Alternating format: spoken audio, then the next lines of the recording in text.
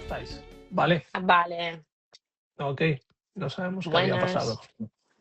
Buen día. ¿Qué tal? Buen día, ¿cómo estáis? Bueno, aquí por Varna está diluviando. Entonces, el wifi va ahí un poco regular. va bien, ¿Nos porque... veis bien? O igual me veo muy oscura, perdón. No, yo te No, veo yo te bien. veo bien. Y Sí. de Vale, es hecho, que es de noche.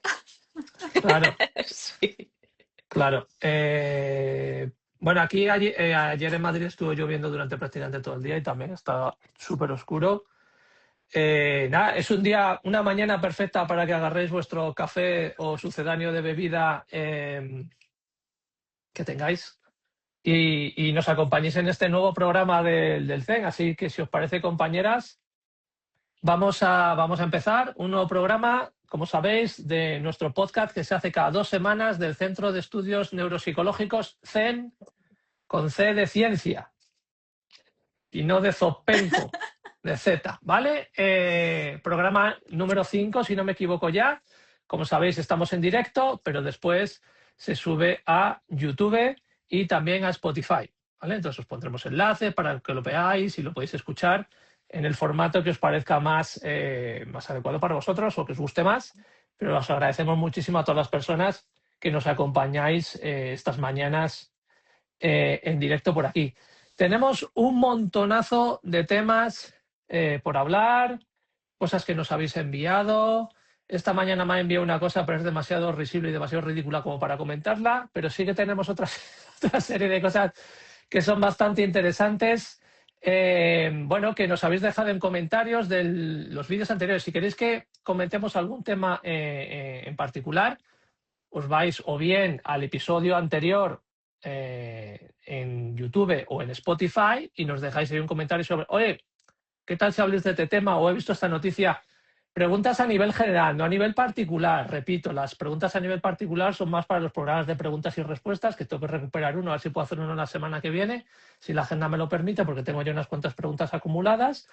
Son más preguntas a nivel general de noticias que habéis visto, vídeos de un tema en concreto, que os pueda resultar muy interesante, relacionado con autismo, neurodesarrollo o incluso psicopatología.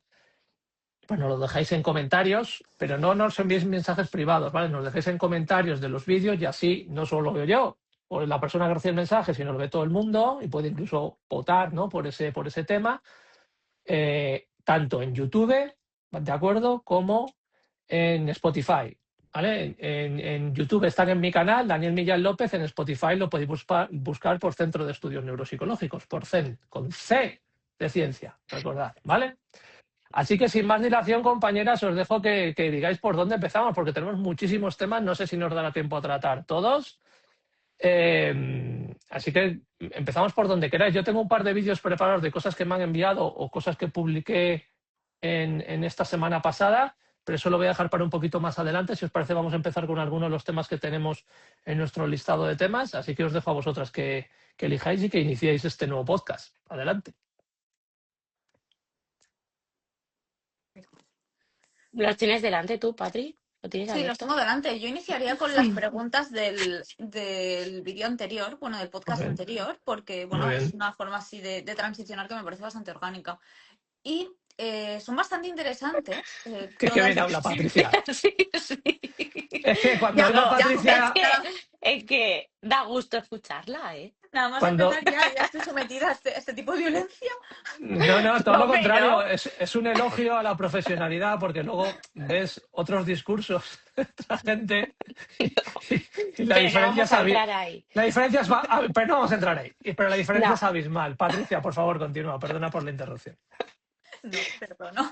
No, a ver, hay varias preguntas, alguna, bueno, sí, una de ellas no la termino muy bien de entender, también es cierto la limitación escrita de poner una pregunta rápidamente en un vídeo, que quizá no disponemos del tiempo para explayarnos, para situarnos o para dar contexto, pero una pregunta muy interesante era que si existe un autismo donde el problema no reside en la falta de comprensión Entre paréntesis, se intentaba, yo creo, clarificar lenguaje social, expectativas, sino la rigidez de principios y dificultades en ejecución, output. Entiendo que dificultades en ejecución a mí me lleva a las funciones ejecutivas, ¿no? Entiendo sé a que vosotros sí. también. Yo lo entiendo así, sí. Claro, no sabría muy bien cómo abordar esta pregunta porque existe, probablemente sí que exista. Hay muchos tipos de autismo, muchas realidades y muchos procesos, como ya sabemos, pues algunos están más alterados y otros más preservados a nivel de procesos cognitivos que subyacen a las manifestaciones de autismo. ¿Qué sucede? Que yo creo que aquí volvemos a entrar un poco en el bucle de cómo interpreto este autismo a través de las manifestaciones conductuales de esta persona. Por lo tanto, bueno, existe, probablemente sí que exista. Existen. Y además, aquí abrimos, venga, se me acaba de ocurrir una primera. Vamos a darle otra vuelta. Ojalá yo no estoy preparada estas cosas porque yo sería mucho más tranquila. Es que, vamos a ver, Patricia, en cuanto pasan 3 minutos, abre un melón. Esto yo creo que también es digno de estudio, ¿sabes? Bueno, adelante, Patricia. Se me ocurre en el momento, pero aquí me acaba dándole un poquito esta vuelta, se me acaba de ocurrir que dónde está la frontera también en otra condición del neurodesarrollo, por ejemplo, un autismo, ¿vale? A priori, cuya afectación, vamos a hablar de afectación, cuyos desafíos no están en la comprensión o en el tema más social o tema del lenguaje, o a lo mejor no hay desafíos en ese área, pero sí que hay temas de rigideces o desafíos en ejecución, en funciones ejecutivas. ¿Hasta qué punto deja de ser un autismo y pasa a ser, por ejemplo, un trastorno, entre comillas, pues por ejemplo, movimientos estereotipados? Esto podría ser una parte más visible, más conductual, pero sin afectación del tema tan comunicativo, tan social. Os lanzo esta propuesta. Pues vamos a ver, yo creo que lo primero que tenemos que hacer cuando enfocamos un diagnóstico diferencial, primero es que tenemos que cotejar, lo primero es con los distintos, o sea, si la hipótesis clínica que de inicio o la premisa que se mantiene al principio, que nos deriva de otros equipos, de los padres, profesionales, de la propia persona, es un trastorno de espectro autista, lo primero que tenemos que cotejar son los distintos trastornos del neurodesarrollo. Uno de ellos es el de trastorno de movimientos estereotipados, que es un trastorno del neurodesarrollo como entidad clínica única. No siempre la estereotipia no es exclusiva del autismo y de hecho se puede dar en un cuadro clínico aislado. Entonces, es lo primero que tenemos que mirar. Por otro lado, claro, la perspectiva está cambiando muchísimo desde esa perspectiva rígida de categorial a un enfoque más dimensional, en la que no tienen por qué cumplirse, entre comillas, todos los criterios en las distintas áreas que ya sabemos que, por lo que ha nombrado Patri antes, ¿no? Separa más la parte más conductual o de rigidez, la parte más de comunicación y social, que no tendrían por qué darse porque al fin y al cabo estamos evaluando en un momento dado. Hay unas habilidades de compensación, es otra de las cosas que dice siempre Patrick, con la que estoy totalmente de acuerdo, que a veces están, ¿no?, compensando, valga la redundancia, esas supuestas carencias. Y podría ser que en ese momento. Y otra de las cosas que suele decir además Cristina, oye, y es que estamos evaluando en el momento actual. Los diagnósticos son en el momento actual. Por mucho que digamos que es un trastorno, que es una condición que viene de una base genética que viene desde edades tempranas, cuando tú evalúas en un momento dado. A nivel clínico es así. Otra cosa es que estemos o no de acuerdo, pero a nivel clínico es así. Entonces, claro que puede darse y que puede dar muchísimas variantes en ese sentido y que por eso, a veces, que es una cosa que a la gente le sorprende, porque claro, lee 3 cosas sobre el diagnóstico, sobre el autismo es genético y tal, entonces lo tienes que tener siempre sí o sí. Pues no, pues porque se diagnostica a nivel clínico y a nivel clínico, si la clínica no aparece o aparece solo una parte, a lo mejor el diagnóstico no es autismo, es otra cosa y ese diagnóstico fluctúa. Pasa mucho en peques, evidentemente, pero también pasa con adultos cuando pues, se establecen esta serie de mecanismos de compensación, por ejemplo, habilidades adaptativas, ¿no? Entonces puede pasar cualquier cosa prácticamente en neurodesarrollo. No sé qué opináis vosotras. Bueno, y que a lo mejor simplemente son características de funcionamiento. También. No tiene por qué haber un trastorno como Un tal déficit. o una afectación o un déficit. Y ojo, bueno, también. puede ser también, y creo que después hablaremos de esto, pero quizás esto que resaltaban en la pregunta puede ir más en relación a lo que tú comentabas en un post sobre evitación patológica de la demanda. Por ejemplo. efectivamente. Ojo, si somos más literales leyendo, rigidez de principios. ¿No podemos también tener como hipótesis diagnóstica un trastorno obsesivo compulsivo de la personalidad? Por ejemplo, Y que la parte existe, social no esté tan alterada. sí, Exacto. efectivamente. Sí, efectivamente, hay que analizar esa rigidez, por ejemplo. Haces debido o esos patrones obsesivos de pensamiento, o si hay compulsiones o no. Es decir, hay que identificar y evaluar muchísimas cosas, pero es que no es tan sencillo como parece. Es más complejo. Bueno, pues muy interesante esto. Interesantes preguntas. Yo aquí simplemente hacer una recomendación a la gente que nos ve, nos escucha, que se informa a través de redes sociales y este tipo de cosas. La información en redes está ultra condensada. ¿Vale? ¿Por qué? Pues porque es como la tendencia que hay hoy en día de que lo que más se ve son vídeos de 1 minuto o hilos de Twitter o lo que sea, donde se condensa muchísimo la información. Se condensa tanto que se omiten muchas cosas. ¿Vale? Muchas cosas importantes porque no puedes poner todo, porque para eso pues hay formaciones de años y años, porque no puedes condensarlo en un vídeo. Ojalá se pudiese condensar en un vídeo de 1 minuto, ¿no? En un hilo de Twitter. No se puede. Entonces, mucho cuidado con las aseveraciones que hacemos nosotros a veces y que se sacan también de contexto, ¿vale? Y que en estos casos siempre tiene que haber muchísima prudencia en este tipo pues, de comentarios y de aseveraciones de esto es así, punto. No. ¿Vale? O sea, de hecho, es una de las cosas que yo les digo siempre a las personas que entran en nuestros procesos de diagnóstico y de valoración. Yo siempre les digo, primero, quien os diga que os va a diagnosticar sí o sí de algo, clínicamente, os está mintiendo. Os está mintiendo porque eso es imposible. Hay veces que no se puede diagnosticar. Por mucha buena intención, voluntad, pruebas que haga, el mejor especialista, los mejores especialistas del mundo, hay veces que no se puede llegar a ninguna conclusión clínica por las circunstancias que rodean. Segundo, los diagnósticos clínicos, ninguno, vuelvo a insistir lo mismo, ni con el mejor profesional, son 100% fiables. Hay un sesgo interpretativo enorme, muchísimo. Esto no es como un análisis de sangre, ¿vale? Entonces, partiendo de esa base, pues mucho ojo con esas aseveraciones de sí, yo te diagnostico, sí, esto es así porque sí y esto es así porque asá.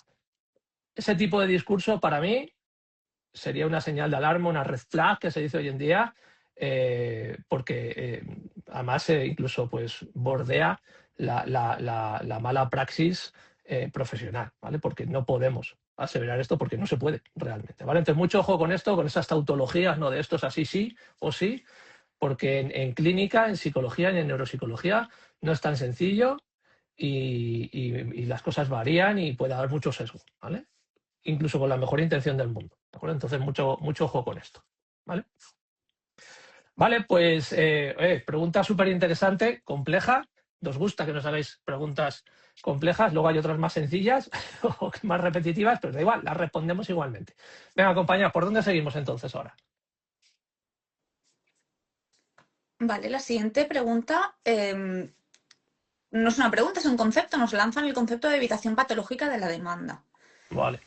Importante, algo que querría yo resaltar aquí, no es un diagnóstico, ¿vale? No es un diagnóstico clínico, no es tampoco un funcionamiento de personalidad, simplemente es una forma de responder ante un contexto X.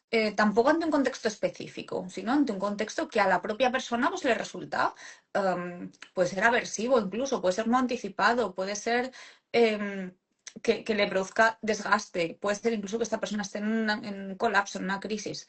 Por lo tanto, ojo, porque también nos han llegado casos de, ay, diagnostícame de evitación patológica de la demanda.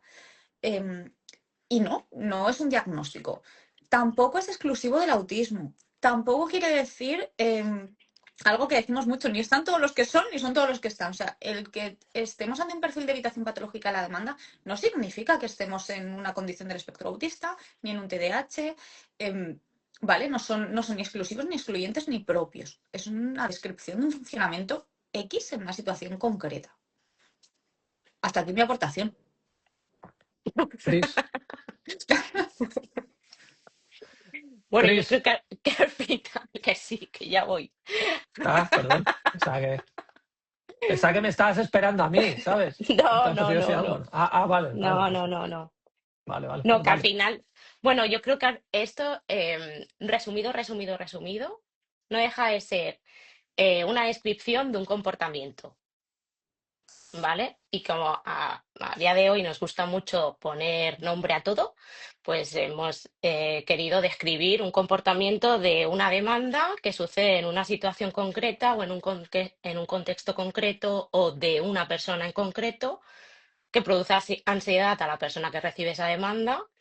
Esa ansiedad deriva en un bloqueo de la función ejecutiva, de inicio o de ponerse en marcha y demás, y eso desde fuera, a nivel de comportamiento, pues es visto como como una evitación, ese bloqueo, ¿no? Al final, pues por ejemplo, cuando estamos en un contexto pues más de casa, de padres y demás, pues la disciplina muchas veces se traduce en tienes que hacer esto, es muy imperativo, el tienes que, hay que hacer esto, etcétera, ¿no? Y muchas veces cambiando ese tienes que por podrías o hacemos esto ahora o lo hacemos después, ¿no? Dar una opción y demás, pues al final partiendo de esa vía, esa evitación patológica de la demanda no desaparece, no existe, ¿no?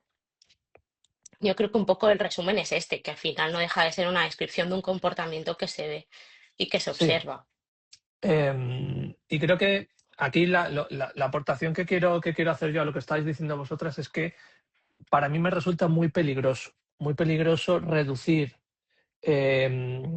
toda una serie de comportamientos, dificultades o forma de percibir la realidad que pueda tener una persona en concreto, en este caso si es autista, porque como dicen mis compañeras, esto no se da solo en autismo, lo que pasa es que está muy asociado a perfiles de rigidez cognitiva, entre comillas. Entonces, pues más neurodesarrollo, autismo, TDAH, etcétera, y más autismo, ¿por qué? Porque en autismo hay una dificultad, hay un hiperrealismo, hay una necesidad de explicar las cosas y no vale un haz esto porque sí. Entonces, supuestamente surge más esta dificultad y esta evitación patológica de la demanda. Hombre, a lo mejor la patología está en cómo se está expresando la demanda en sí, como dice Cristina, ¿vale? Y no en el individuo que la recibe, ¿vale? Claro, a mí me parece peligroso el hecho porque reduce muchísimo a un aspecto, igual que el trastorno oposicionista desafiante, que tira un poco por lo mismo, ¿vale?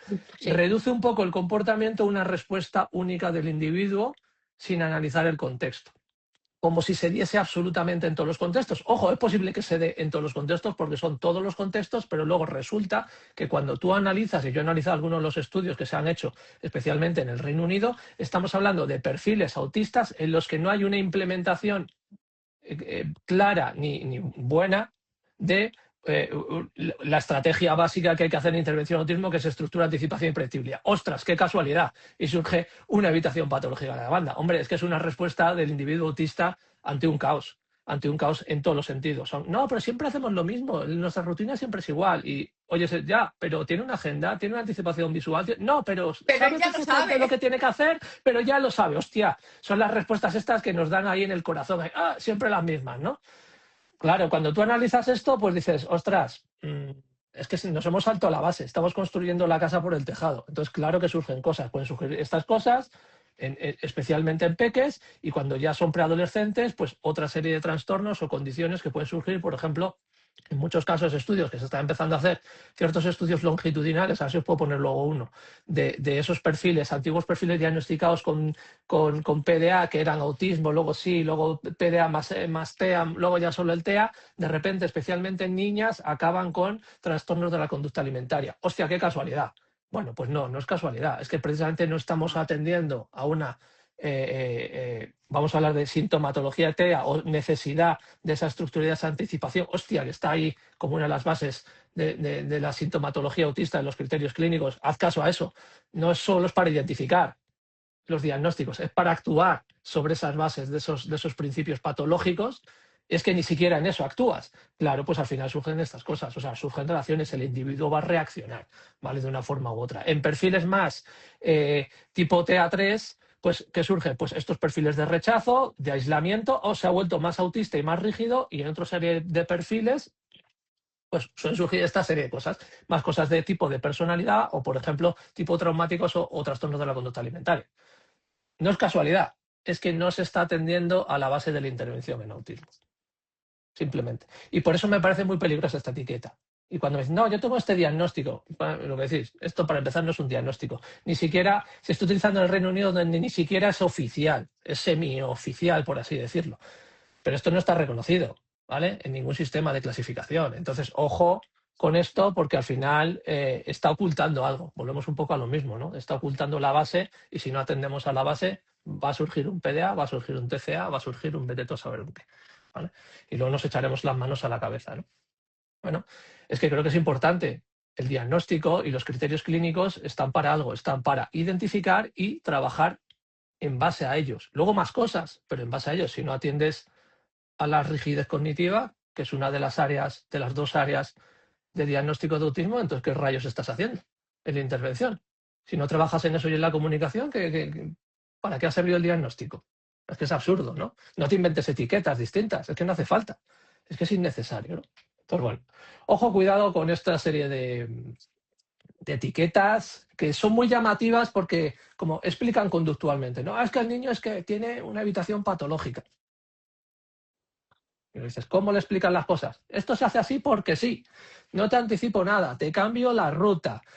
A veces te dejo en la tele durante media hora y a veces te dejo durante todo el día y después un día te la quito a la media hora y el niño se enfada. Ostras, vamos a ver dónde está la patología ahí, ¿vale? Ojo con esto, es importante. Pues nada, seguimos, si os parece. De todas formas os dejaré, tenéis un post que hice en Instagram hace poco sobre esto, por si queréis echarle un vistazo. Y había, creo que, enlace a varios estudios. Seguimos. Compañeras, ¿por dónde vamos? ¿Por dónde seguimos? Muy bien. La tercera pregunta que nos hacen es si podríamos profundizar en perfiles de autismo y TDAH. Hablar sobre cuándo el TDAH se explica por las dificultades del autismo y cuándo no. Me parece una pregunta muy interesante y si bien es cierto que hay una altísima concurrencia entre ambas condiciones, también es cierto de que en el momento actual, aquí voy a soltar una bomba, pero un porcentaje altísimo de diagnósticos de autismo concurrentes con TDAH son erróneos, están mal hechos. Los desafíos que parecen divergencias atencionales, parecen TDAH, se explican sobradísimamente por los desafíos propios del autismo en funciones ejecutivas y cognitivas. Habrá mucha gente que no esté de acuerdo, yo esto lo puedo entender, por una necesidad quizá de encasillar manifestaciones, ¿no? Es que aquí estoy súper TDAH, pero aquí mi TOC no me deja hacer no sé qué otra cosa. Ojo, no todo se puede encasillar, ¿vale? Y no todos son desafíos atencionales. A veces son desafíos ejecutivos, de anticipación, de procesamiento, de estructura, derivaciones de un colapso, de una situación alargada en el tiempo. A veces hay deterioro cognitivo, ¿vale? Cuando estamos expuestos a una gran carga, a una gran cantidad de sobrecompensación, llega un momento en que a lo mejor en una etapa adulta o adulta tardía, nuestras funciones cognitivas se resienten. Pero no me vale un diagnóstico de TDAH ahora, cuando en la etapa, por ejemplo, infantil no se observaban estos desafíos o estas manifestaciones. Muchísimo cuidado con los diagnósticos de TDAH en la etapa adulta. Y aquí, después de esto, Esto que has dicho es importante. Esto que has dicho es importante. El tema de... Estamos hablando... son cosas que cuando nos saltamos la base ya todo explota y puede aparecer cualquier cosa. Estamos viendo lo que dice Patri, diagnósticos en los que hay supuestamente un diagnóstico concurrente de TDAH con autismo que no se ha identificado en la infancia. Esto, metodológicamente, es un error gravísimo. Gravísimo. Es decir, es un prerequisito. Por mucho que tú ahora tengas una manifestación que creas que lo explica el TDAH y que no explique el autismo, que esa es otra, lo que ha comentado Patricia, rara vez las manifestaciones de dificultades atencionales y ejecutivas supuestamente TDAH no se pueden explicar por el propio cuadro de autismo, ¿vale? Pero es que nos saltamos la base de, oye, es que esto tiene que estar identificado claramente en la infancia, ¿vale? Pero aquí, Daniel, no te lo igualo, te lo mejoro. Toma, ¿Cuál es la explicación que nos dan muchos profesionales? Bueno, es que como había alto nivel de compensación, no se produjeron Bueno, no y se porque observaron los desafíos.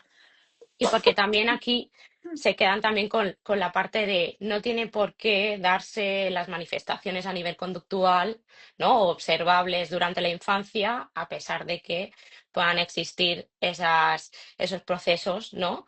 Desde la infancia, y a medida que van sumando o van subiendo las demandas del entorno, pues es cuando se van viendo, ¿no? Que hay un impacto en el día a día. La gente se queda con eso y es como, bueno, pues en la infancia no se veía porque mi entorno, pues de alguna forma aseguraba y beneficiaba a que no hubiera un impacto en el día a día, y ahora en mi vida adulta sí, pero necesitamos aún así algún indicio o algo que nos pueda dar de información en la etapa infantil. Claro, vamos a ver, es que es algo básico. Yo cada vez que oigo de hablar tan a la ligera de doble excepcionalidad, triple excepcionalidad, el otro día escuché cuádruple excepcionalidad, a mí me entra un repelús, porque es como, a ver, uno de los requisitos también que nos indican todos los manuales y todas las reglas de diagnóstico clínico, es decir, si lo puedes explicar con un solo constructo, con una sola entidad clínica, lo tienes que intentar explicar solo con esa entidad clínica.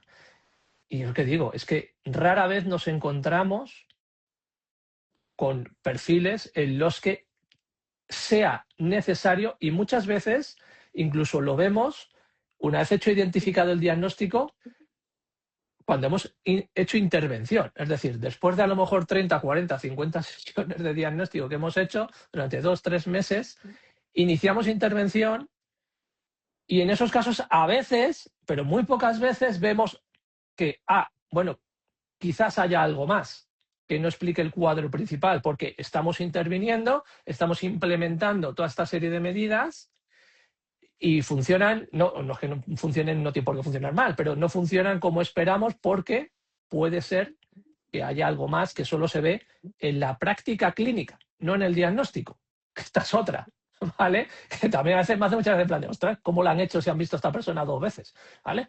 No, aquí no hay una genialidad, no hay profesionales súper expertos y genios. De hecho, los grandes profesionales del mundo de la psicología y la neuropsicología son los más prudentes y son los que necesitan ver a una persona durante meses para poder diagnosticarlo, y no os creáis que hay gurúes que te diagnostican a ojo porque es mentira. Ellos están engañando, ellos están estafando, ¿vale? Y a veces tenemos que verlo durante mucho tiempo como para poder justificar un diagnóstico concurrente, o como lo queréis llamar. Sobre todo en esta serie de condiciones, encima 2 del neurodesarrollo, que claramente se nos indica decir, ¿es esto o es esto? No es los dos, es muy difícil que sean los dos. De hecho, ha habido que luchar muchísimo por unos casos excepcionales en los que veíamos que sí es posible que se diesen las dos condiciones o los dos diagnósticos. Estoy hablando de TEA y TDAH durante muchísimos años, porque la práctica clínica, la evidencia clínica y la práctica clínica nos decía que eso era residual. Y ahora resulta que salen debajo de las piedras. Ostras, ¿no será que hay una mala praxis y un mal funcionamiento de los diagnósticos que se están haciendo? No sé, creo yo. ¿Vale? Y una mala explicación del diagnóstico. Totalmente. Entonces, bueno, pues ojo con esto, ¿vale? Con estas aseveraciones tan grandes de esas coocurrencias tan súper frecuentes. Bueno, pues no es tan frecuente, y además a mí es que me parece que demuestra un desconocimiento muy grande de lo que es el funcionamiento del diagnóstico principal, que en este caso siempre sería el autismo, el TEA. Porque es que, no sé, a veces nos explican manifestaciones. El otro día estaba en una revisión de una persona que se había hecho un diagnóstico con un gabinete, y estaba explicándole un poco ese funcionamiento y diciendo, pero esto no te han explicado que esto evidentemente es una manifestación del autismo, y esto también es una manifestación del autismo, y esto es una manifestación del autismo, y esto también es una manifestación del autismo. O sea, con una serie de dudas sobre su diagnóstico, como si tuviesen manifestaciones distintas que perteneciesen a otro cuadro y eran claramente del autismo. Y yo era como, pero ¿cómo no te han explicado esto? A lo mejor no te lo han puesto todo en el informe, pero cuando te lo han devuelto, te han hecho la devolución, no te han explicado esto. Es lo que resulta extraño y sospechoso, además. Bueno, muchas veces esto pasa cuando haces un diagnóstico basándote solo en criterios clínicos, ¿no? En los criterios del DSM, pero no sabes más allá los procesos que subyacen y que están implicados en el autismo. Entonces es difícil hacer una devolución de diagnóstico si no conoces eso, si te Mm, basas solo en los criterios clínicos del DSM y en los que te has basado para dar ese diagnóstico o ese trastorno o esa etiqueta. ujú, ujú. Y esto muchos profesionales lo hacen. Sí, sí.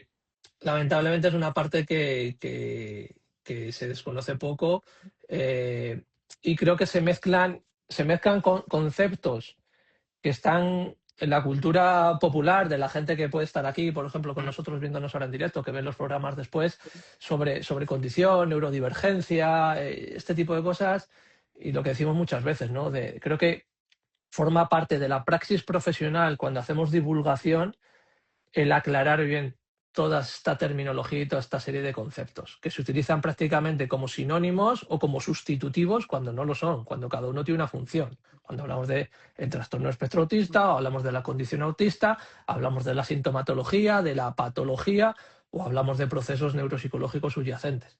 Todo esto lo tenemos que explicar muy bien, porque cada uno tiene un origen, tiene una función distinta. Algunos están consensuados, otros no, como hablamos en el episodio anterior sobre las altas capacidades, y la gente los está utilizando como una especie de diccionario único, de diálogo único de cuando se habla de autismo o de neurodesarrollo.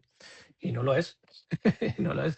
Tenemos que tener mucho cuidado en cómo hacemos esta serie de comunicaciones. Yo sé que a veces es difícil porque manejamos estos términos en contextos como estos divulgativos, en los que nos hacen una pregunta. El otro día puse un post, por ejemplo, sobre nuevos estudios que se están haciendo en los centros de salud en Estados Unidos, en los centros nacionales de salud de Estados Unidos, sobre un poco ver la epigenética del autismo y de factores contaminantes. Y claro, la gente oye factores contaminantes y ya se cree que pues la dieta, no sé qué, no sé cuánto, no. Y estamos hablando de, oye, estrés durante el embarazo y este tipo de cosas, y a la gente le estallaba la cabeza. ¿Cómo puedes decir que el estrés es el embarazo? Pero si es genético, entonces... Es como, a ver, espera, tranquilizaros. Vamos a leer esto con calma, qué es lo que significa, qué es lo que puede implicar, ¿vale? Pero es difícil hacerlo porque, como digo, no es un artículo científico, es nosotros hablando o poniendo un post sobre algo en lo que no puedes explicar cada término con toda la profundidad que quisieras, porque entonces no sería un post, ¿vale? Sería un libro o un curso o un máster, ¿vale? Entonces tenemos que tener mucho cuidado, y creo que tenemos una gran responsabilidad los profesionales en cómo decimos las cosas y no aseverar contundentemente las cosas como a veces ves por ahí, ¿no? Esto es así porque es así y punto, al 100%, ¿no? Es lo que me parece peligroso, ¿no? Es la lectura un poco que tenemos que sacar de todo esto y de los diagnósticos, ¿vale? Si queréis, enlazamos a la siguiente pregunta, porque es una pregunta también sobre diagnóstico, una pregunta que me han hecho 2 millones de veces y que a la gente también le estalla la cabeza, y es esta. La pregunta es esta. ¿El antiguo Asperger es TA1? 1, 2, 3, respondo otra vez. No, lo que pasa que sí que es verdad de diagnósticos que se hicieron pues con el DSM-4 antes de 2013, etcétera, etcétera, que tenían un síndrome de Asperger como diagnóstico, pues sí que se utilizó la equivalencia a día de hoy para STA nivel 1. ¿Quiere decir que sea lo mismo? No, pero es lo que más se le aproximaba, ¿vale? Antes el síndrome de Asperger estaba como muy centrado en habilidades y difería mucho del autismo, y a partir de que pusieron la clasificación de trastornos de espectro autista, pues es más enfocado a necesidades de apoyo y entra todo dentro de un espectro, pero no es lo mismo en sí. Si queréis, pues entramos más en esos criterios o en lo Yo, que se tiene que tener en cuenta. yo ayer mismo estuve viendo a una persona que va a empezar a trabajar con nosotros, o no lo sabemos, que tiene un diagnóstico, está diagnosticado antiguamente por un gabinete con el que yo trabajé hace mucho tiempo, y esto es de hace pues 15 años, ¿vale? Tiene un diagnóstico de Asperger. Si a mí me preguntan hoy en día si sería un diagnóstico de TA1, yo os diría que en este caso no, ¿vale? O sea, claramente no, ¿vale? Tendría que ver esos dos niveles, ¿vale? Esas dos áreas, perdón, si realmente está a un nivel 1 o 2 en algunas de ellas, pero claramente este caso, por ejemplo, que es un diagnóstico que sí es cierto que el diagnóstico de Asperger probablemente, además lo ha hecho una persona con muchísima experiencia, unas personas con más experiencia en este país, es correcto, pero a día de hoy, en este momento, y por eso hablamos antes de los diagnósticos, son en el momento actual, ¿vale? Y por eso fluctúan. A día de hoy, yo nos diría que equivaldría a un TA1, su antiguo diagnóstico de Asperger, por ejemplo, por poneros un ejemplo, ¿vale? Entonces, no siempre es así, ¿de acuerdo? No siempre es así. Y aquí podemos entrar en debates en si esto ha sido una metedura de pata total de la Asociación de Psiquiatría Americana y continuado por la OMS o no, lo de eliminar la antigua categoría de trastornos generalizados del desarrollo e incluir solo la categoría de trastorno de espectro autista dentro del neurodesarrollo, dentro de los otros trastornos del neurodesarrollo. Hay algunos autores que piensan que no, o sea que sí, que ha sido un gran error como Baron Cohen. Yo tengo mis dudas al respecto, en muchos casos, por ejemplo, con este caso. No sé si ha sido bueno, ha sido malo, no sé qué pensáis vosotras. Lo que está claro es que no abarcan todos los perfiles que nos Exacto. encontramos. Es dificilísimo. Incluso por... Es muy difícil, incluso hay ciertas características que no llegan al punto de corte de un trastorno, entre comillas, que sean en una parte significativa de la población. Es lo que a lo mejor nos encontramos de forma muy errónea también como fenotipo ampliado de autismo o ciertas características del funcionamiento psicosocial que entrarían quizá más aproximado a funcionamiento de personalidad incluso. Y luego también estos antiguos perfiles. Daniel te ríes y yo creo que esto es un debate muy interesante que tenemos que mantener, ¿eh? Vale. Y estos perfiles más tipo Asperger, a mí a lo que me resuena es sobre todo a grados intermedios, o sea, grados intermedios no, a necesidades intermedias de apoyo. Estos autismos en nivel 1/2, pero tampoco están abarcados según la rígida clasificación de 1, No, 2 o 3, a pesar de no. que los clínicos pues, nos permitimos esta licencia, ¿no? Mm. Pues en nivel 1 en cuanto a características, pues, por ejemplo, tema social, o nivel 2 en cuanto a comportamientos e intereses, Es obligación nuestra el describirlo. Sin embargo, si además si estás empezando como profesional en el mundo del autismo y ves estos 3 niveles, se te van a quedar fuera una grandísima cantidad de perfiles que no encajan en esos niveles, ni por no llegar, o incluso, aunque llegues, ¿dónde lo meto? ¿Cómo lo clasifico? Porque aquí sí que tiene necesidad de apoyo, aquí no, o aquí antes sí, aquí después sí, porque ha cambiado el contexto. Por lo tanto, pues está, en mi opinión, es bastante evidente que no, que esta clasificación es demasiado rígida, no cubre la necesidad que tenemos actualmente. Ujú. ¿Y tú qué opinas, Chris? Bueno, yo creo que ahora se ha difuminado mucho el tema de bueno, el tema de hacerlo como un espectro ha sido beneficioso para ver muchos perfiles que no tenían por qué estar ni en una punta ni en la otra, ni autismo tipo Asperger, ni autismo tipo Kanner, Pero ya estaba, pero, ya había una clasificación pero a día de hoy se ha difuminado tanto que si no controlas bien el tema de las necesidades de apoyo y aún así, por mucho que lo expliques y hagas, por ejemplo, la devolución a la persona diciéndole, pues, de estos criterios diagnósticos, las necesidades de apoyo son estas, estas y estas y no tienen por qué englobar todas en uno o en dos, aún así, tenemos que simplificar mucho la etiqueta que ponemos. Y se quedan con TEAs niveles 1 que cuando tú los ves pues no acaban de encajar realmente. tendrían que, bajo mi punto de vista, tendrían que reformular esta parte. Ujú. Y eso además nos produce consecuencias. Lo primero en que la propia persona dentro del espectro nos identifica y buscamos otras explicaciones como altas Exacto, capacidades o TDAH. exacto. Y después que las intervenciones, los acompañamientos, especialmente en la etapa infantil, no suple las necesidades. ¿Cuántos papis de niños autistas aquí lleváis a vuestros hijos a trabajar habilidades sociales? Grupos de habilidades sociales. Por favor y gracias que paren ya estos grupos de habilidades Sí, sociales. por favor. Porque, Sí, por Dios. ¿qué es una habilidad social? Yo tengo que entrenar a mi niño para que salude, mirándote a la cara como un loro.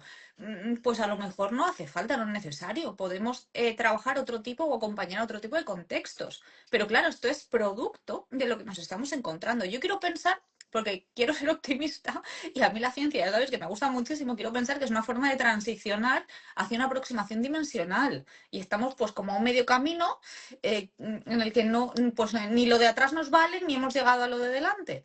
Quiero pensar esto, pero en el momento actual, a noviembre de 2025, es una clasificación que no nos vale.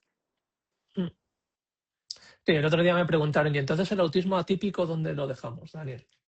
En esta nueva clasificación. Nadie lo sabe. O el no especificado, ¿no? El trastorno generalizado del desarrollo no especificado, que es una etiqueta que todavía está vigente en muchos sistemas de la administración pública, en muchos países, incluido el nuestro, porque todavía no se está aplicando un BOE del año pasado en algunos contextos administrativos y pueden TG de no especificado. ¿Vale? Entonces, sí, estamos en un camino muy complejo en el que creo que con buena intención en ciertos aspectos o por cierta parte han intentado aunar una serie de perfiles con unos procesos similares, con unos retos distintos, pero de base la misma, ¿vale? Pero creo que se ha quedado corto. Se ha quedado corto y vamos despacio y mal.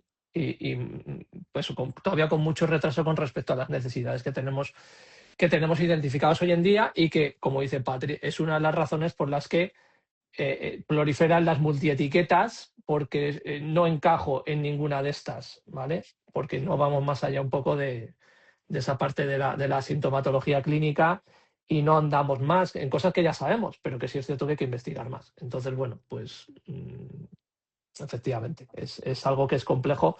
A ver hacia dónde nos dirigimos a partir de ahora. Me resulta muy curioso pensar ciertas etiquetas o ciertos grupos. Esta es una de las cosas de las que hablamos, por ejemplo, en los cursos de diagnóstico, que por cierto tenéis accesibles, tanto el de introducción como el de profundización que hicimos Patricia y yo, sobre, por ejemplo, los perfiles de personalidad, que son los que además están más anclados en categorías más antiguas, y encima son los que tienen menos consenso, y que necesitamos eso de una reactualización urgentísima también. ¿Vale? No solo en neurodesarrollo, hay todavía más, ¿vale? Porque en neurodesarrollo sí es cierto que vamos hacia esa parte más dimensional, pero en personalidad nos hemos quedado en la edad media prácticamente en la psiquiatría. Entonces también necesitamos de una reconceptualización de eso importante, de manera importante, ¿vale? Muy bien, bueno, un tema que es complejo, sabemos que es difícil de entender. Me acaba de escribir un mensaje privado de una persona diciendo no me entero de nada, lo entiendo, o sea, a veces no lo entendemos ni nosotros, ¿vale? Es algo que es complicado, es muy complicado, ¿vale? Aquí yo siempre os recomiendo que si queréis profundizar, leáis, ¿vale? Hay libros, ¿vale? Muy buenos sobre el tema, también hay libros muy malos, hay que tener cuidado con esto, ¿vale? Pero sí es cierto que hay ciertas cosas que pues no queda más remedio que zambullirse en la literatura científica, ¿vale? Entonces, bueno, no queda más remedio, ¿vale? Que esto. Si queréis continuamos, porque tenemos otra pregunta también sobre diagnóstico, ¿vale? Trastorno, tenemos un TEP complejo en autismo, ¿vale? Trastorno de estrés postraumático complejo, o más bien aquí diríamos trauma complejo en autismo. Otra categoría también, no voy a decir muy de moda porque parece como que es algo que una tendencia que se busca, pero sí es cierto que es algo que estamos viendo de manera continua y que están además aflorando muchísimas formaciones sobre esto. Y yo siempre que veo, y ahora os dejo hablar, perdonad, pero siempre que veo formaciones aisladas de una categoría diagnóstica única, a mí me entra un poco de canguele, ¿vale? Porque se ve mucho en trauma, se ve mucho en TCAs, cuando sabemos que la psicopatología está muy relacionada. Entonces, cuando veo una en concreto en la que no hay una base previa de formación previa antes en psicopatología o diagnóstico diferencial, a mí me entra un poco el canguele, porque parece un poco como esos tipos de diagnósticos dirigidos a esto, ¿no? De voy a encajarte en esta etiqueta como sea, cuando debería ser al contrario. Voy a intentar no encajarte en esta etiqueta como sea, cuando tienes una hipótesis supuestamente tan clara, ¿vale? Y ya os dejo. Venga, trauma complejo en autismo. ¿Qué pasa con esto?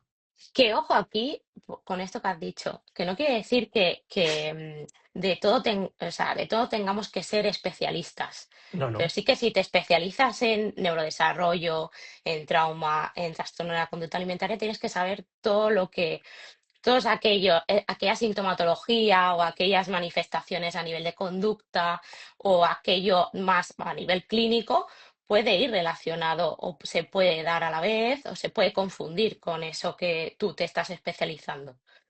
Entonces, esto es importante. O sea, aunque tú te especialices en trastorno de conducta alimentaria y solo veas a pacientes de trastorno de conducta alimentaria, tienes que saber de prácticamente todo el DSM o de todo lo que conlleva, pues, a nivel conductual, a nivel de sintomatología que pueda experimentar esa persona. Sí, perdona Cristina que te interrumpa porque totalmente de acuerdo, igual que nosotros no intervenimos en determinados trastornos que sí podemos identificar o podemos diagnosticar, no intervenimos en determinados trastornos y derivamos, ¿vale? Aquí nos Exacto. están diciendo lenguaje muy técnico y muy difícil de entender. Ya, pues claro, es que es lo que tiene cuando, bueno, pues cuando se habla, tenemos que hablar con propiedad, que no tenemos más remedio. Pero muy interesante, formaciones para familias sería muy interesante. Tenemos formaciones para familias.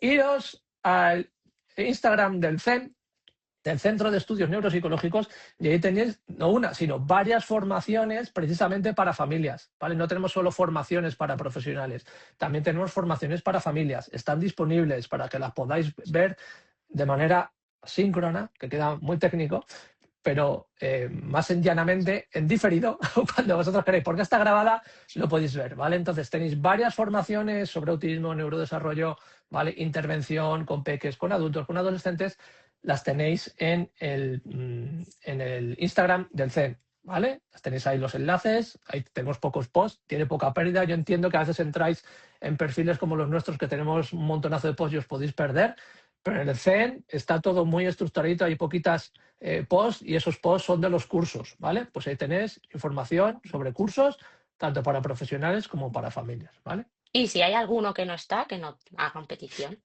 Claro, sí, nosotros estamos abiertos, ¿vale? De hecho, por eso hacemos este tipo de programas y este tipo de cosas, un poco para ver un poco el pulso de lo que la gente necesita o quiere, y de hecho hemos hecho formaciones. La próxima formación que tenemos sobre el tema laboral es una formación que nos habéis pedido, ¿vale? Y ahora hablaremos haremos un poquito de publi de ella, ¿vale?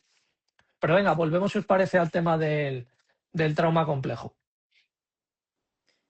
Yo aquí quiero también comentar que sí que es cierto que a nivel de clasificación diagnóstica, porque se me apaga la lucecita, a nivel de clasificación diagnóstica, el DSM no contempla un trauma complejo, contempla un trastorno de estrés Ese postraumático. postraumático. Exacto, que puede ser agudo, puede ser en revisión, con su especificador correspondiente, pero no lo contempla. Sin embargo, la CIE sí. La CIE sí que contempla esta entidad. Así que nos volvemos a encontrar en un caso en el que, bueno, estamos a medio camino entre, oficializar esta categoría que en los últimos años sí que ha cobrado una mayor relevancia. Es cierto también que el trauma complejo, o cómo se describe, hace referencia a situaciones aversivas, traumáticas, podemos decir, en las primeras fases del desarrollo, incluso de menor impacto que un trauma simple, que puede ser pues, un acontecimiento súper llamativo, pero más aislado, no tiene por qué repetirse. El trauma complejo Eso es, tiende a una eso es. repetición, quizá de menor intensidad que si lo comparamos con un trauma simple, pero más continuado en el tiempo. En algunas situaciones también tiene que ver con un tema más vincular con los cuidados principales o con los primeros, las primeras aproximaciones al mundo social. Y después lo podemos empalmar incluso con relaciones de pareja, con relaciones de amistades, con relaciones laborales, vamos llenando una mochila de situaciones más pequeñas, pero que causan el mismo impacto que una grande. Entonces, ¿es frecuente que haya en autismo? Evidentemente sí, especialmente en autismos ¿no? Cuya identificación llega en la etapa adulta. Es lógico que nos hayamos visto expuestos a diferentes tipos de situaciones que o no entendemos o no terminamos de cerrar y quedan en nuestra cabeza de forma, quizá más en bucle. El caso es que, quizás necesitemos una formación más específica para esto, porque es un tema amplísimo, muy complejo y que además tiene Sí, tantas manifestaciones como personas, que esto es lo difícil. No podemos sistematizar aquí un proceso, ni podemos generar exacto. categorías aisladas.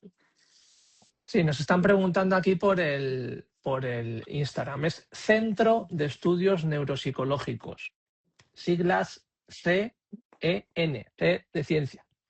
Centro de Estudios Neuropsicológicos, ahí lo tenéis. El tema del trauma es una cosa que nos pidieron después de hacer el curso de profundización en diagnóstico diferencial. Nos pidieron trauma, nos pidieron personalidad. Sí es cierto que personalidad no lo pidieron más, ¿vale? Pero sí es verdad que de los que más cosas nos pidieron profundizar fueron estos dos, ¿vale? Estos grupos más un grupo de trastornos importantes, como son los trastornos de personalidad, pero también nos nombraron el tema del trauma y del trauma complejo, ¿vale? Entonces, probablemente haremos cositas de estas, ¿vale? Pero bueno, es una cosa que estamos valorando con todas las cosas que nos estéis llegando, que nos estéis haciendo llegar. Esto sí es cierto que sería algo más para profesionales, pero para familias, como digo, tenemos más cosas ahí en nuestro Instagram del Centro de Estudios en Neuropsicología. ¿De acuerdo? Sí. Bueno, continuamos. Esa es una pregunta que, hombre, tiene más enjundia de lo que parece, porque volvemos un poco a las etiquetas, supongo que lo dice por eso, pero nos preguntaron el otro día, bueno, casi me preguntaron a mí, ¿cómo hacer para que una persona adulta que se define como Asperger, hay personas en el espectro que siguen prefiriendo Asperger, o sea, no todo el mundo quiere denominarse autista y eliminar el Asperger, bueno, personas que sí, pueda leer tu guía autista sin que le entre un ataque al leer el título. El título. Ah, Guía autista, consejos para sobrevivir en el loco mundo de los neurotipos. Yo le dije, bueno, pues que arranque la portada y empiece directamente por el capítulo 1. Y ya está. De todas formas, va a encontrar las dos expresiones. Autismo, va a encontrar la expresión Asperger. Entonces, bueno, a ver, yo creo que es como la gente, este libro, como sabéis, o si no lo sabéis, es uno de los dos libros que tengo. Uno está escrito con lenguaje inclusivo, este es uno, el otro no, ¿vale? Porque yo hice una votación para este libro a través de mis redes. Evidentemente esto no representa a todo el mundo, pero sí a la gente que me seguía en ese momento. Y la mayoría de personas me dijeron que preferían que utilizase lenguaje inclusivo. Así que yo hice este libro por preferencia, igual que el tipo de portada, que fuese mate y no brillo, el tipo de hojas, el tamaño de la letra, pregunté por todo. O sea, fue una especie de consulta popular de, oye, ¿cómo queréis este libro? Porque es para vosotras, las personas en el espectro, ¿vale? Entonces, bueno, pues está ahí, está escrito así. Yo creo que una de las cosas importantes es decir, hasta dónde algo que me puede resultar molesto me puede impedir acceder a algo que es mucho más importante que a lo mejor esa pequeña molestia que pueda tener, ¿no? Como por ejemplo ver una grandísima película donde uno de los 10 actores que actúan no te gusta mucho, incluso te cae mal. Oye, pues creo que ahí tienes que entrar en valorar, ¿no? Si te compensa o no. Y creo que es una de las cosas, ejercicios que hay que hacer. Yo entiendo que a mucha gente le pueda costar, hay gente que le da igual, hay gente que dice, a mí me importa un pepino, a mí me importa el contenido, otra gente dice, me chirría el lenguaje, otra gente que me dice, me chirría que sigas utilizando Asperger, otra gente me dice, bueno, pues muchas cosas, bueno, no, es imposible contentar a todo el mundo, ¿vale? No puedo hacer un producto especialmente para cada una de las personas, ¿no?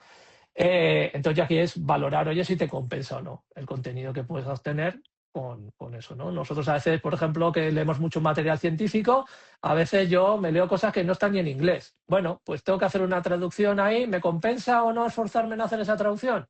Pues a veces pienso, pues sí, a veces no. Bueno, pues tomo una elección, ¿no? Pues con esto es al final lo mismo, es una elección. Yo creo que es un material, que es un contenido que es interesante, cuanto menos, y si puedes superar ese bloqueo inicial, pues quizás, ¿no? puedas encontrar cosas que puedan ser interesantes para ti. ¿vale? Yo aquí querría hacer como una anticrítica del Vale, libro, muy porque bien. está escrito en un lenguaje muy, muy asequible para diferentes niveles, que a lo mejor pensáis que es el lenguaje que utilizamos o que yo utilizo aquí o en mi vida No, cotidiana, que puedo ser un poco más turras con los lenguajes, etimologías y demás. No, sí, lo vais sí, a entender súper a mí bien, es muy cercano. me han llegado a decir que somos un poco pedantes hablando. Y es como, bueno, no es pedante, yo creo que es rigor, es, porque somos profesionales. Entonces, pero sí es cierto que intentamos adaptarnos en la medida de lo posible al lenguaje, ¿no? Para que sea más accesible. Y lo que dice Patri, yo escribí este libro intentando ser muy accesible en ese sentido, intentar limitar al máximo los tecnicismos para hacer una lectura mañana. Me costó una barbaridad, es una de las cosas que más me costó, ¿no? Y lo sabéis, ¿no? Por otras cosas que estamos haciendo juntos en el equipo, decir, tenemos que intentar acercar esto un poco más porque sí se entiende, pero lo entiendo yo. A lo mejor otra persona no tiene por qué conocer esto o saber esto terminología, y la idea es intentar llegar al máximo número de personas, ¿vale? Sin faltar a la verdad, ¿no?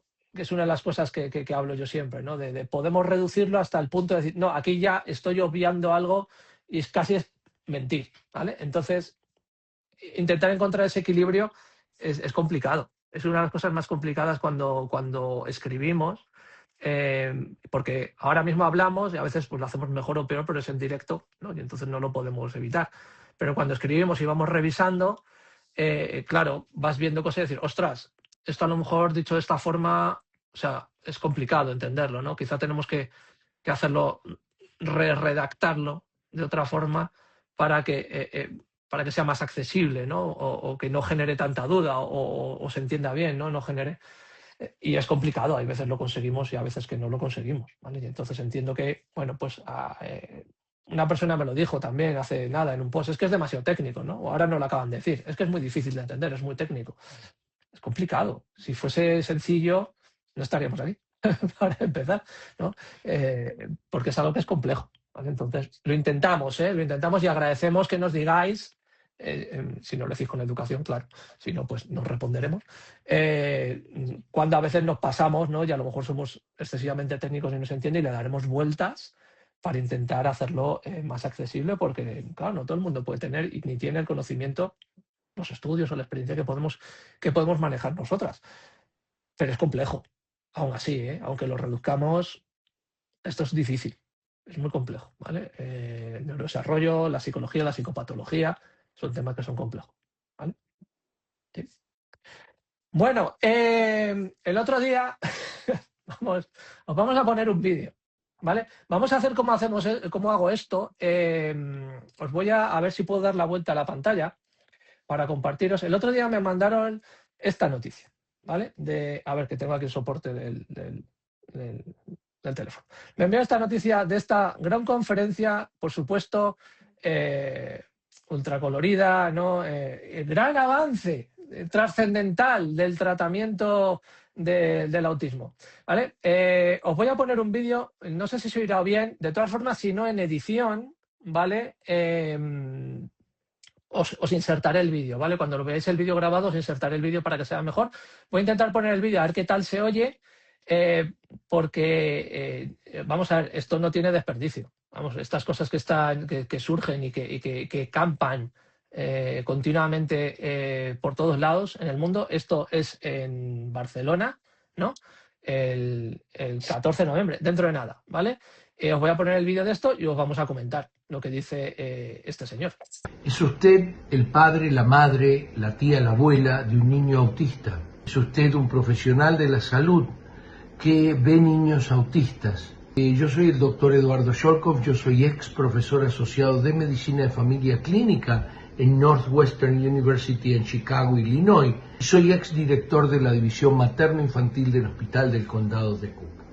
¿Qué tiene que tomar el niño autista? Todos los entrenamientos cognitivos, los entrenamientos de la familia, hoy existe un producto patentado que se llama Inmunocal.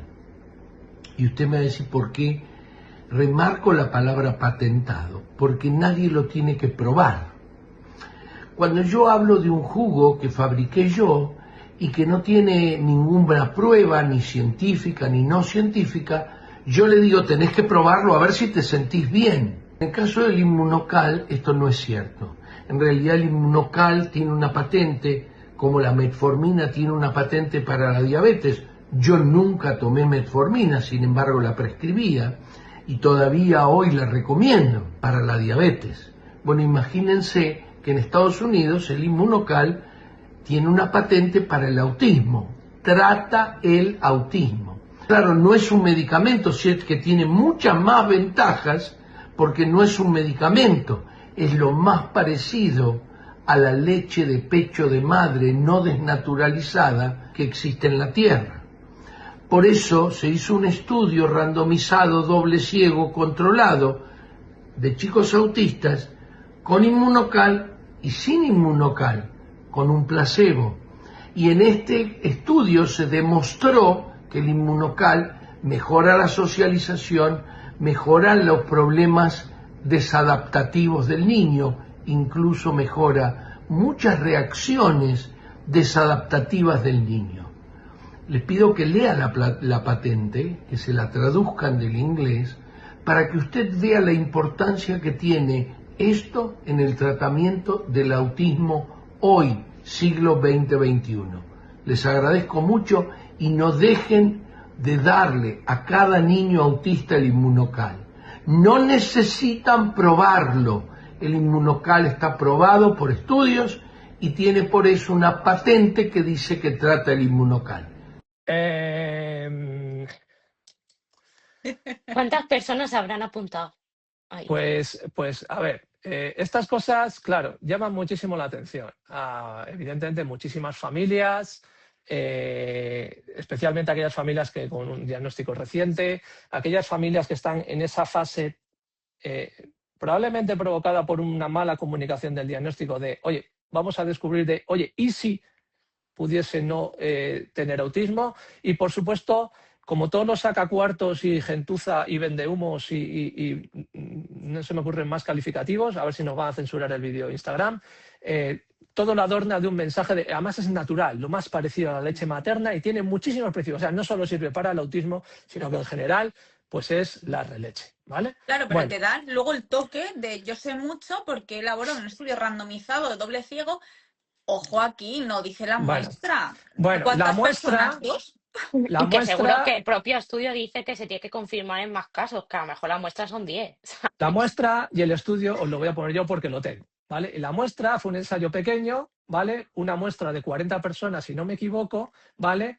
Y esto es un suplemento que es un antioxidante, nada más que eso, ¿vale? Claro, pero se Como el categoriza arándano aquí, rojo. ¿qué entendemos por Sí, conducta desadaptativa? efectivamente. Y después, ojo, que la validación de resultados de mejora a nivel conductual fue por que se mejoró algunos ítems de la escala Vineland, que es una escala además que Vale. rellena la familia, ¿vale? No la rellena ni siquiera un profesional, ¿de acuerdo? Entonces, bueno, a ver, mejoró a nivel conductual, algunos ítems mejoró. Bueno, y con eso ya dice, efectivamente, os voy a poner enlace, si queréis, al estudio y además a una comunicación de la Confederación Autismo España advirtiendo del riesgo de esto y que esto evidentemente no ha demostrado ninguna eficacia ni relación directa ni siquiera con la parte sintomatológica del autismo.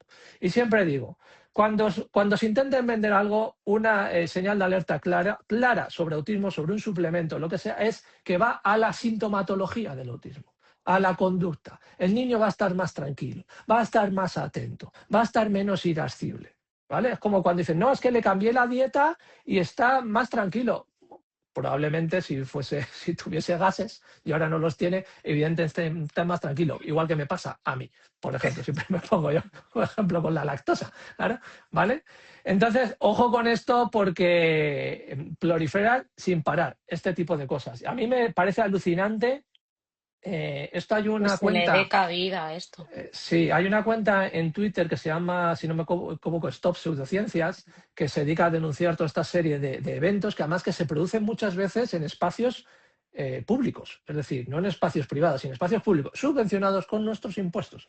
señores y señores. Sí. ¿Vale? A mí me parece esto terrible. Terrible que se dé cabida a esta serie de desgraciados, sacacuartos, vendehumos y estafadores, ¿vale? No caigáis en este tipo de cosas.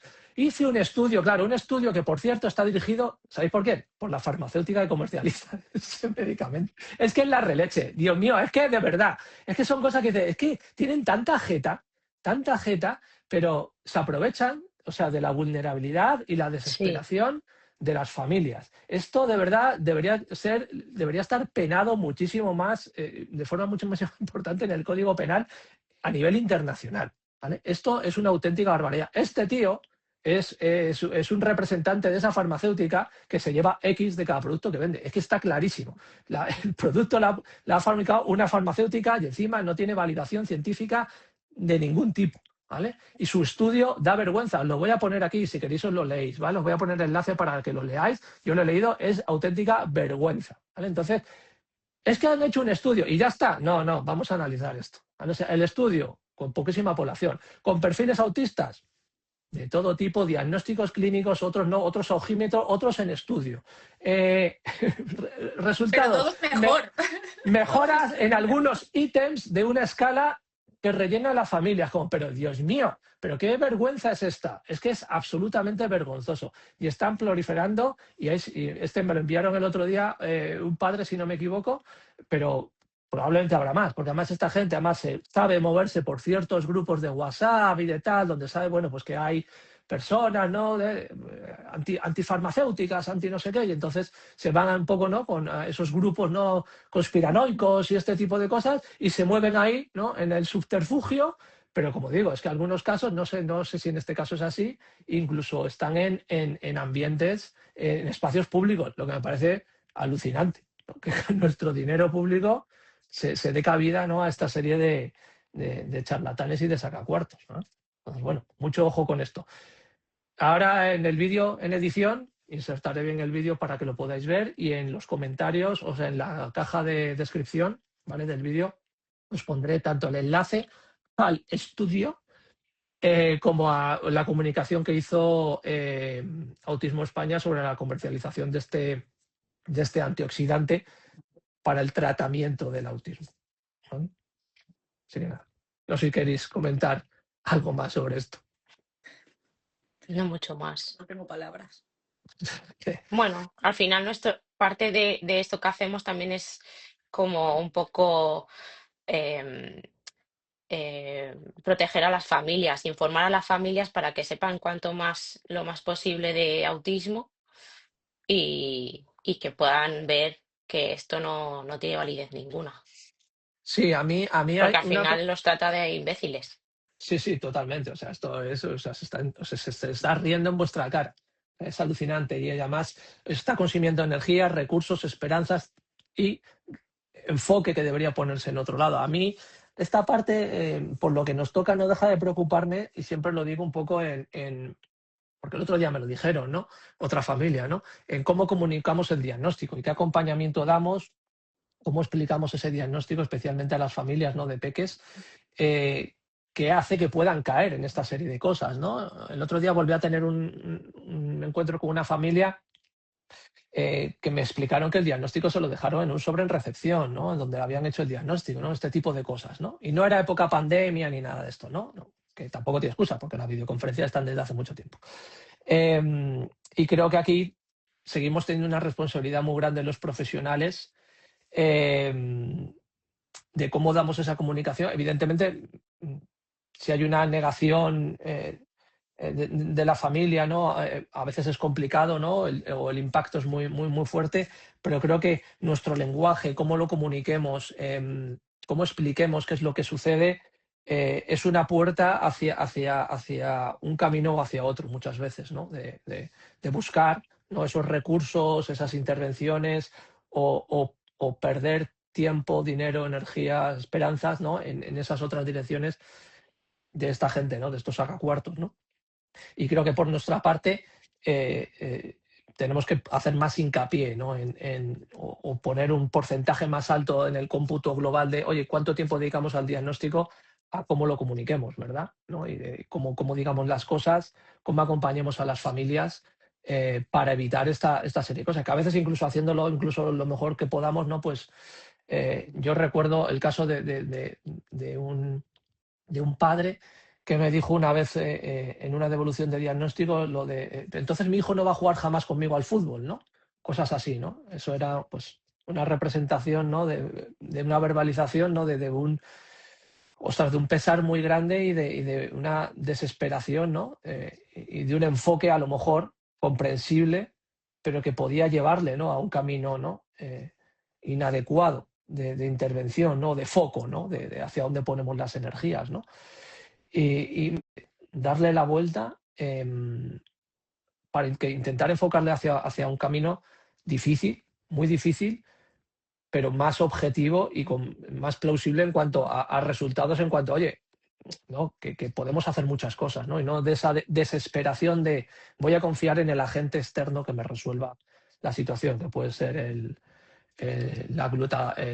glutatión, que es la mierda que vende el desgraciado este, o yo qué sé, o la dieta milagro, o lo que sea, ¿no? Las piedras mágicas y el reiki, y esas cosas que a veces también nos hemos encontrado, ¿vale? Tenemos que hacer mucho hincapié en esto, yo creo, ¿no? Igualmente, cuando nos vamos a decir otro tipo de perfiles, ¿no? Esos perfiles supuestamente 7 excepcionalidades, ¿no? Pues no te pasa nada, eres magnífico, eres neurodivergente y todo es genial, el que tiene que cambiar es el mundo. También creo que es un error dar ese tipo de comunicación, ¿no? Porque después nos encontramos con muchos problemas, ¿no? Por esa interacción que no funciona, ¿no? Con el entorno, y que no hemos preparado al individuo para ella, que esto no significa que la culpa sea suya, pero hay que preparar también al individuo autista, ¿no? para este tipo de cosas. No sé qué pensáis. Empieza a divagar, yo aquí... Sí, bueno, yo creo que es eso, que al final nos va alejándonos de este tipo de, ¿no? Como esta persona que cura el autismo o que vende que cura el autismo, alejándonos de eso, pues nos vamos a otro extremo total de yo no tengo que hacer nada por convivir o por tener una interacción con la sociedad pues lo más plausible posible, ¿no?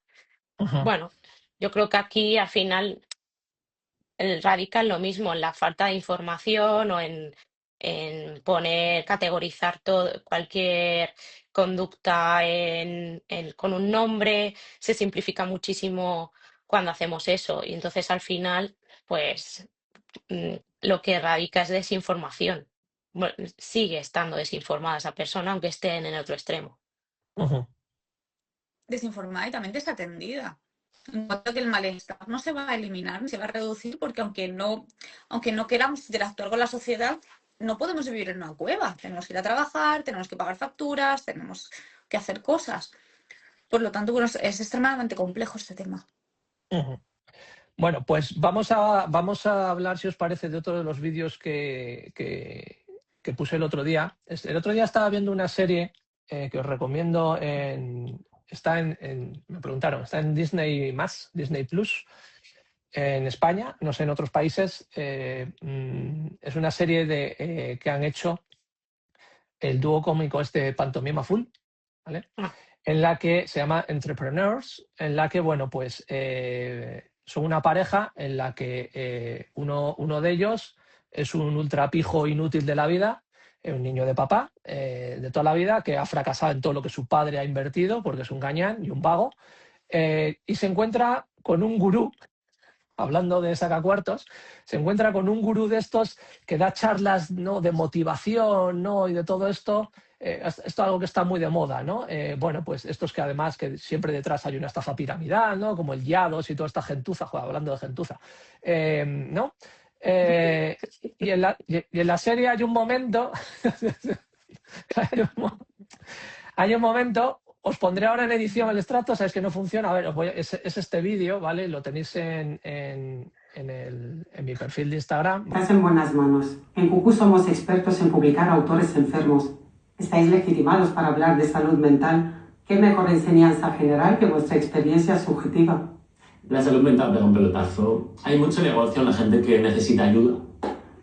No me puedo creer la suerte que estoy teniendo. ¿vale? Hice un extracto porque me llamó mucho la atención, ¿no? O sea, toda la serie está muy bien en el sentido de que forman un espacio de coworking en el que aquí van a fluir las ideas y tal, lo único que está haciendo es sacarle la pasta a los que están ahí pagando por hacer el coworking y tienen a ese mentor motivador que se dedica a dar charlas absurdas de esta es la palabra del día, ¿no? Y tal, no sé qué, hay que buscar oportunidades de negocio. Una charla totalmente vacía, o sea, como los telepredicadores y todo este tipo de cosas. Bueno, pues le dando un poco la vuelta a esto, ¿no? Al mundo del emprendimiento, ¿no? Entonces, te cuentan cosas vacías donde te dicen que lo que tienes que hacer es esforzarte y tal, y si fracasas, pues es por tu culpa, ¿no? La culpa la tienes tú, porque su método es magnífico y él es ultramillonario, y dices tú, ¿qué hace un millonario perdiendo el tiempo explicando cosas a otras personas? Debería estar tocándose las narices o otras cosas, no sé, en las Islas Fiji, ¿no?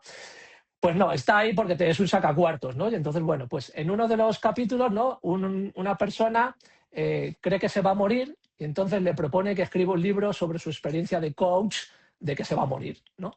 Y hace un poco una crítica a todos estos perfiles, ¿no? de autoayuda, ¿no? Que, pues eso, que han venido proliferando muchísimo, ¿no? Desde mi experiencia te aconsejo, y no solo te aconsejo, te dirijo. Es decir, no solo te cuento mi experiencia, sino te digo lo que yo hice que va a funcionar contigo. Es algo que funciona, es el cuñadismo de toda la vida, ¿no? De lo que me ha funcionado a mí, yo te lo explico porque te va a funcionar a ti sí o sí. Porque es lo que digo yo siempre, ¿no? De decir, a ver, que te haya pasado a ti, tú eres experto en ti y puedes contar tu experiencia, me parece muy bien. Y esto es una de las cosas que en divulgación, y ya nos ponemos un poquito serios si os parece,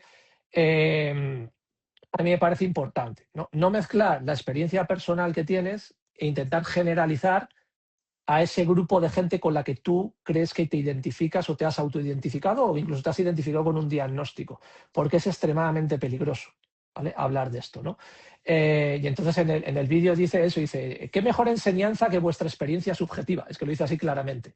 Y la editorial se llama QQ, o sea, que es como, a ver... A ver, o sea, creo que está llevado con mucha ironía, ¿no? Y entonces es un tío que no sabe de nada, pero de nada, porque es un zote, pero de repente se vuelve un coach de su enfermedad, ¿no? Que dice, bueno, tú puedes contar tu experiencia, ¿no? Tenemos casos en España muy famosos, ¿no? De un cómico, de hecho, muy famoso, que tiene un bestseller, que habla de su experiencia, pero claro, se ha convertido eso en un sustitutivo de la intervención profesional. Esto me parece ultra peligroso, pero peligrosísimo, porque es algo, en psicología me refiero, porque es algo que en medicina nadie se atrevería. Es decir, oye, que me han operado del corazón, pues me voy a convertir en un experto en cirugía coronaria.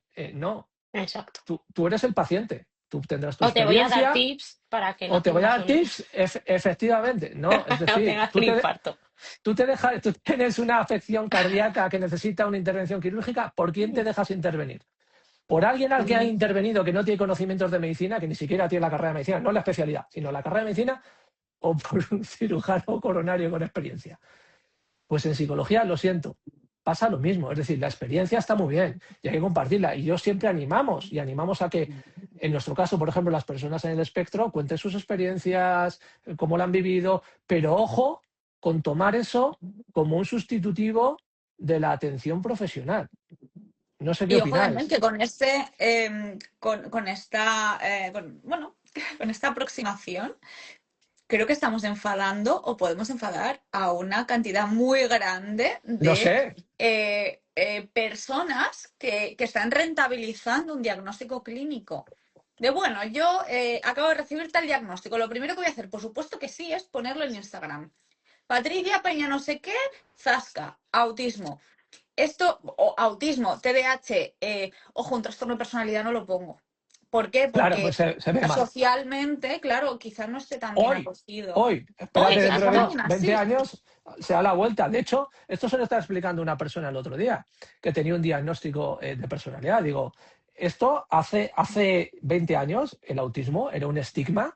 Exacto. O sea, se escondía. O sea, tú no podías ir diciendo que estabas dentro del espectro del autismo o que eras Asperger o tenías Asperger porque era lo peor de lo peor. De hecho, los trastornos de personalidad están mucho mejor vistos en ese sentido. Y ahora se ha dado la vuelta. Y puede volver a pasar. Exacto. Pero claro, a mí lo que me preocupa es, diagnosticamos a alguien porque realmente cumple los criterios, porque incluso gente que hemos diagnosticado nosotros, lo primero, zasca, a redes. Lo segundo, si es un profesional sanitario, que los hay psicólogos autistas, por supuestísimo que sí, hay médicos autistas, hay periodistas autistas, hay todo tipo de perfiles.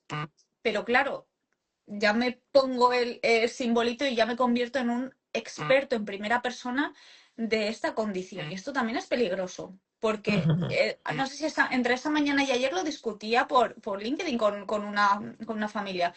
Hay una grandísima heterogeneidad de manifestaciones. Un autista no es para nada igual a otro autista, y el que tú tengas una experiencia concreta no te hace profesional de esa experiencia. Y ojo con acompañar también desde el, bueno, como yo estoy aquí, solamente yo te puedo acompañar, o solamente personas como nosotros. Ojo aquí, porque ya a nivel social estamos disgregando más todavía. Si hay un nosotros y hay un ellos, bueno, nos lo vamos a encontrar mucho en redes.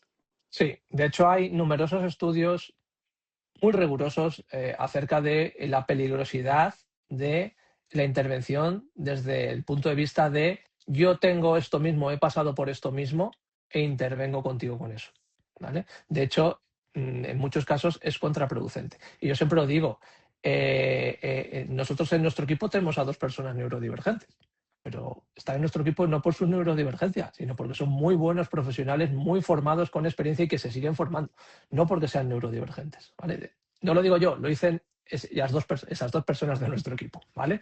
Entonces, mucho ojo con esto. Cada vez lo vemos más.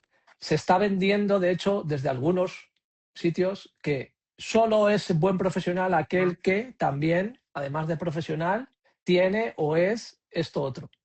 Eso no solo es así, sino que los estudios demuestran que es al revés, en muchos casos, especialmente en alguna serie de condiciones, especialmente traumáticas o trastornos muy recurrentes, cíclicos o crónicos, ¿vale? No estoy hablando del autismo en concreto ahora mismo, sino de otros, pero ojo también con esto, ¿vale? Entonces, mucho ojo con las experiencias y la visión subjetiva y el hecho de, que me parece muy bien, la divulgación y hablar en primera persona. Yo siempre digo que es magnífico y hay que contar siempre con personas en el espectro en ese sentido, con la experiencia. Pero ojo con contar la experiencia y transformarla en intervención, ¿vale? Igualmente, cuando hablamos de familias que de repente hacen 2 cursos y de repente empiezan a dar cursitos, intervención, acompañamiento, les pides una factura y te ponen pegas. ¿Por qué? Porque saben perfectamente que eso es ilegal. Entonces, ojo con estas cosas. Sabemos lo que dice Patrick, esto es un tema polémico, no nos interpretéis mal. No queremos decir que no tengan que haber personas en el espectro con TDAH en redes divulgando, ni muchísimo menos. Es fantástico. Pero hay que tener ojo y hay que hacerlo con un sentido. Igual que nosotros nos tenemos que ser muy responsables de cómo comunicamos las cosas desde el punto de vista técnico, ¿no? Las propias personas que hablan con su experiencia, saber dónde están los límites de lo que aportan y dónde acaban y dónde empieza lo que es una intervención, ¿vale? Y para hacer una intervención o un diagnóstico, tienes que cumplir una serie de requisitos administrativos, académicos y morales, ¿vale? Entonces, ojo con esto, con estas cosas. Totalmente. ¿Vale? Bueno, yo pienso, este es mi pensamiento, ¿vale? Mi pensamiento es que si tú como, y ahora hablo desde mi profesión, psicóloga, si tú como psicólogo tienes que compartir tu experiencia personal o tu diagnóstico para que al otro lado, posibles pacientes, clientes, te tomen en serio, te vean gran potencial o te vean como una buena psico, dale una vuelta. Porque al final yo creo que aquí también le estás perdiendo el respeto a lo que tienes delante. O sea, lo que va por delante siempre es tu formación, más que tu experiencia profesional, hay más que tu experiencia personal. Realmente, y como decías tú, Daniel, hay ciertas, por ejemplo, si hablamos de trauma, es un gran ejemplo. Tú no puedes estar, si eso no lo has trabajado, si eso está bastante presente en tu día a día, tú no puedes trabajar como psico poniendo por delante que has pasado una experiencia traumática.